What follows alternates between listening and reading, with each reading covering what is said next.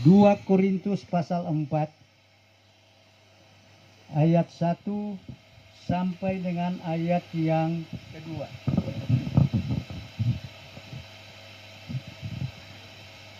Dua Korintus 4 ayat 1 sampai ayat 2. Saya baca firman Tuhan demikian. Oleh kemurahan Allah kami telah menerima pelayanan ini. Karena itu kami tidak tawar hati, tetapi kami menolak segala perbuatan tersembunyi yang memalukan. Kami tidak berlaku licik dan tidak memalsukan firman Allah.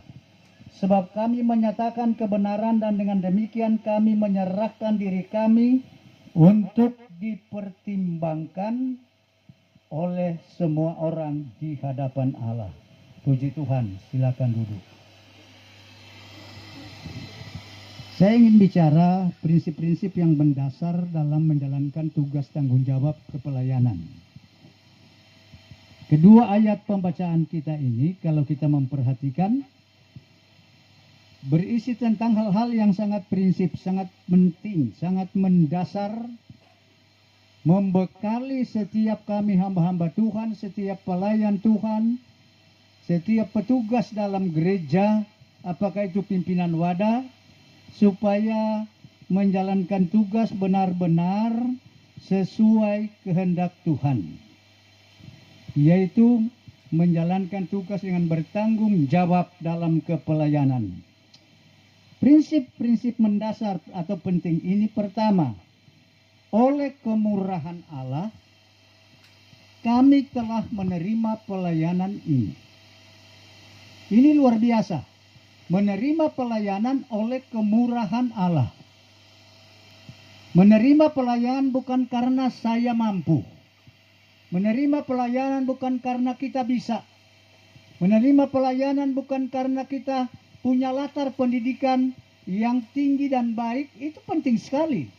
Menerima pendidikan karena kita memiliki ekonomi yang mapan. Bukan. Itu adalah pendukung dalam pelayanan. Tapi dasar yang sangat prinsip, menerima pelayanan oleh kemurahan Allah. Kedua hamba Tuhan, terimalah pelayanan oleh kemurahan Allah. Kalau menerima pelayanan berdasarkan kemurahan Allah, itu berarti melayani dengan sungguh-sungguh. Melayani dengan tanggung jawab. Melayani dengan setia. Melayani dengan taat, melayani dengan jujur, melayani dan melayani bagi jemaat dengan tidak membedakan tingkat kehidupan jemaat, tapi semua diberi perhatian yang sama. Ini adalah oleh kemurahan Tuhan. Sebab kalau kita melayani berdasarkan karena kita bisa, kita mampu, itu sebenarnya sangat juga baik. Tapi itu bukan dasar utama. Sebab kalau dalam perjalanan pelayanan lalu kita menghadapi tantangan, setelah kemampuan intelektual kita tidak bisa menyelesaikan, kita akan mundur. Kita akan meninggalkan Tuhan. Tapi kalau pelayanan ini didasarkan oleh pada kemurahan Tuhan, kebaikan Tuhan, kasih setia Tuhan, maka saya percaya tantangan boleh ada, ujian boleh ada, seberat apapun, kita tidak akan mundur, sebab ada Tuhan yang menyertai kita. Ada Tuhan yang bersama dengan kita. Ini menjalankan tugas tanggung jawab hanya oleh kemurahan Allah. Kemudian hal yang berikut, kita memperhatikan Paulus dalam pelayanannya. 1 Korintus 15 ayat 10. Tetapi oleh karena kasih karunia Allah aku ada sebagaimana aku ada sekarang. Dan kasih karunia itu tidak menjadi sia-sia bagiku, sebaliknya aku bekerja makin lebih keras. Padahal ia orang hebat ini, Paulus ini. Seorang tokoh agama dulu, agama Yahudi, sangat hebat, pintar. Tetapi dalam pelayanan, dia bilang, jika aku ada sebagaimana aku ada sekarang, itu hanya karena kasih karunia Allah. Karena itu kasih karunia Allah dia katakan tidak menjadi sia-sia. Untuk menghargai kasih karunia Allah, menghargai kemurahan Allah, menghargai kebaikan Allah, dia bilang, aku bekerja lebih dari yang lain. Ada upaya. upaya yang sangat luar biasa. Yang kedua, menerima pelayanan dengan tidak tawar hati. Kalau orang tawar hati, gampang menyerah. Tantangan sedikit pulang. Tantangan sedikit menangis, cengeng. Itu gampang tawar hati. Ini adalah pernyataan sikap yang sangat luhur, kuat, yang menyatakan ketergantungan kepada Tuhan. Kami tidak tawar hati. Karena apa?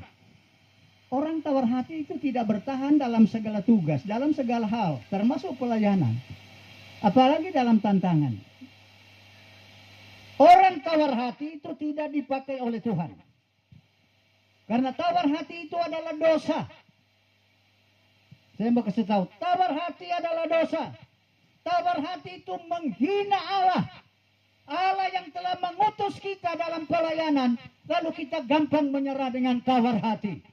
Tetapi karena kita tahu kita diutus Tuhan, kami tidak tawar hati. Tantangan boleh ada.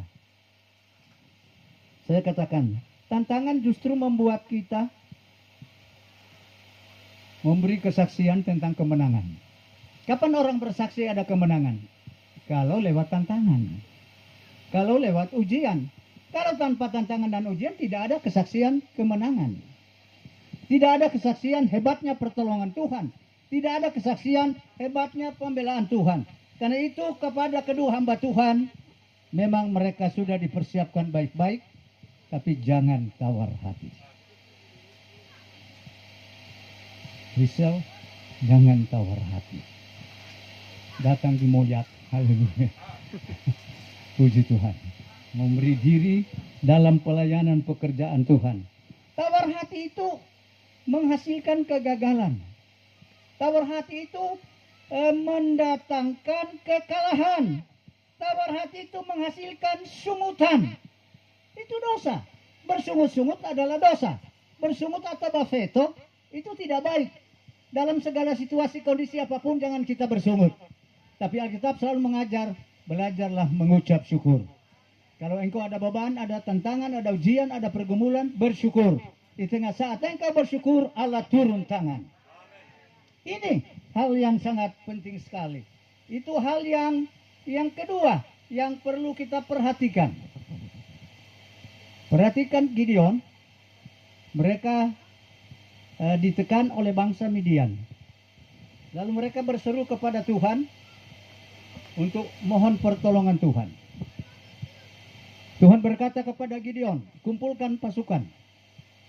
Berkumpul itu 32.000 orang. Tuhan bilang, Gideon terlalu banyak. Nanti kamu bangga bahwa kami menang karena banyak orang.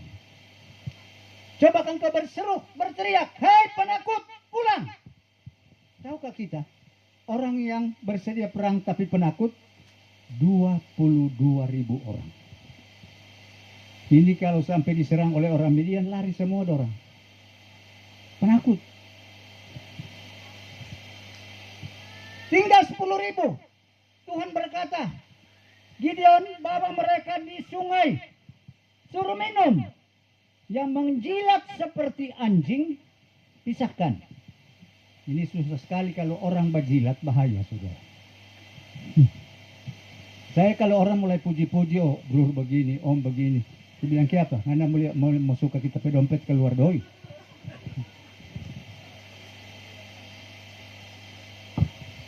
Tetapi yang mengambil air dengan kedua tangan bawa di mulut, sendirikan.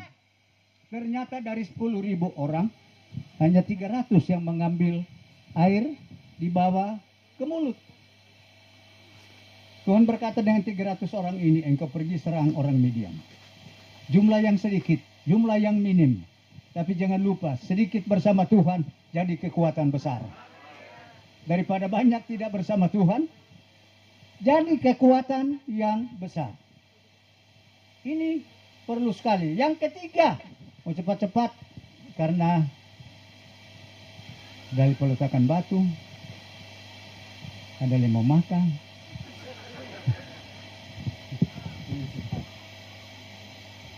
Yang ketiga, kami menolak segala perbuatan tersembunyi yang memalukan. Itu 2 Korintus 4 ayat 2a. Apa perbuatan tersembunyi memalukan? Dosa. Itu dosa. Perbuatan tersembunyi memalukan dosa. Seorang hamba Tuhan, seorang gembala, seorang pelayan, jangan berbuat dosa. Hidup dalam kekudusan. Sebab dosa itu merusak pelayanan kita. Bisa ada pemecatan dari majelis daerah, walaupun sudah dilantik. Kalau berbuat dosa dan orang lapor dan bukti-bukti sangat meyakinkan. Ini hal yang perlu sekali diperhatikan dalam pelayanan. Seorang hamba Tuhan, seorang gembala, seorang pelayan tidak boleh berkompromi namanya dosa. Kita singkirkan jauh-jauh dosa. Sebab kita sudah diselamatkan oleh Tuhan. Yesus sudah tanggung semua dosa kita di dalam tubuhnya di kayu salib, kata Alkitab. Bayangkan dia tidak ada salah, rela disalib supaya kita yang berdosa dapat diselamatkan. Allah itu adalah kudus dan adil. Kekudusan keadilan Allah menuntut orang berdosa dihukum. Tetapi kasih Allah menuntut orang berdosa diselamatkan. Bagaimana dua hal ini bisa terjadi pada waktu yang sama? Saya mau berkata, kekudusan dan keadilan serta kasih Allah kedua-duanya bertemu di salib. Karena di salib Yesus menanggung hukuman untuk kita, dan di salib juga Yesus menyatakan kasih-Nya kepada kita. Ini luar biasa. Karena itu kita harus melayani dengan sungguh-sungguh kedua hamba Tuhan. Puji Tuhan. Saya tahu mereka masih muda begini. Jangan seperti Toran 2 ini. Walaupun Toran 2 tua, 70 tahun lebih, tetapi Toran 2 jauh-jauh datang. Semangat. Apalagi ingat di sini ada ketua wilayah. Puji Tuhan. Ini keempat, kami tidak berlaku licik. Seorang hamba Tuhan jangan licik memalsukan firman Allah demi memperoleh sesuatu. Jangan hanya menyenangkan jemaat. Puji Tuhan, masuk surga. Jemaat berbuat dosa, haleluya, maju terus, jalan terus. Itu licik. Dosa tetap dosa. Kebenaran tetap kebenaran. Itu harus kita kerjakan, yang harus kita laksanakan. Karena di dalam Matius pasal 5, kalau kita memperhatikan ayat yang ke-37, jika ya, hendaklah kamu katakan ya. Jika tidak, hendaklah kamu katakan tidak. Apa yang lebih daripada itu berasal dari si jahat. Yang kelima, kamu dekat selesai. Puji Tuhan. Seorang hamba Tuhan tidak memalsukan firman Allah, tetapi sebaliknya menyatakan kebenaran. Seringkali terjadi bagi kita karena jemaat kita melakukan suatu kesalahan, kekeliruan yang fatal, yang mematikan. Kita tidak mau menegur. Tegur dulu di rumah, kalau tidak mau berobat, tegur dari mimbar. Ini sebab firman Allah seringkali diselewengkan untuk menjaga perasaan orang. Firman Allah harus dinyatakan. Tidak akan kompromi dengan apapun juga. Itu kebenaran firman Allah. Karena itu kami hamba-hamba Tuhan doakanlah semua jemaat. Supaya kami hidup menjadi teladan. Jemaat juga jadi teladan. Haleluya. 1 Korintus 11 ayat 1 Paulus berkata, jadilah pengikutku. Atau ikutilah teladanku, terjemahan lama. Sebagaimana aku mengikuti teladan Kristus. Puji Tuhan. Ini yang perlu diperhatikan supaya kita hamba Tuhan menjadi surat yang terbuka. Bacalah hidup kami. Haleluya. Bacalah hidup kami. Surat terbuka. Bukan surat tertutup. 2 Korintus pasal 3 ayat 2 sampai 3. Kalau kita memperhatikan ayat ini berkata demikian. Kamu adalah surat pujian kami yang ditulis dalam hati kami dan yang dikenal dan yang dapat dibaca oleh semua orang. Karena telah ternyata bahwa kamu adalah surat Kristus yang ditulis oleh pelayanan kami, ditulis bukan dengan tinta tetapi dengan roh dari Allah yang hidup, bukan pada loh batu, melainkan pada loh daging atau loh hati, yaitu di dalam hati manusia. Inilah kehidupan kita hamba-hamba Tuhan yang terakhir. Ini bagian yang terakhir. Kita harus jadi terang. Haleluya. Itu bukan berarti kalau jalan malam-malam kita bercahaya. Bukan. Perhatikan Injil Matius pasal 5 ayat 14 ayat dan 16. Kamu adalah terang dunia. Kota yang terletak di atas gunung tidak mungkin tersembunyi. Demikianlah hendaknya terangmu bercahaya di depan semua orang, supaya mereka melihat perbuatanmu yang baik dan memuliakan Bapamu yang di sorga. Terang itu bicara perbuatan kita yang baik, yang dilihat oleh orang. Itu terang. Terang itu menguasai, bukan dikuasai. Terang itu mengusir gelap. Puji Tuhan. Inilah kehidupan dari setiap orang yang percaya kepada Tuhan. Dan berikut, kamu harus menjadi bau harum Kristus. Haleluya. Biar pakai minyak wangi mahal beli di luar negeri, tapi hidup tidak beres, tak bau busuk. Tapi biar yang tidak pakai minyak wangi, hidup betul dahsyat. Luar biasa. Karena Paulus berkata demikian, 2 Korintus 14-15. Tetapi syukur bagi Allah yang dalam Kristus selalu membawa kami di jalan kemenangannya. Dengan perantaraan kami ia menyebarkan keharuman pengenalan akan Dia di mana-mana. Sebab bagi Allah kami adalah bau harum dari Kristus di tengah-tengah mereka yang diselamatkan dan di antara mereka yang dibinasakan. Amin. Terpujilah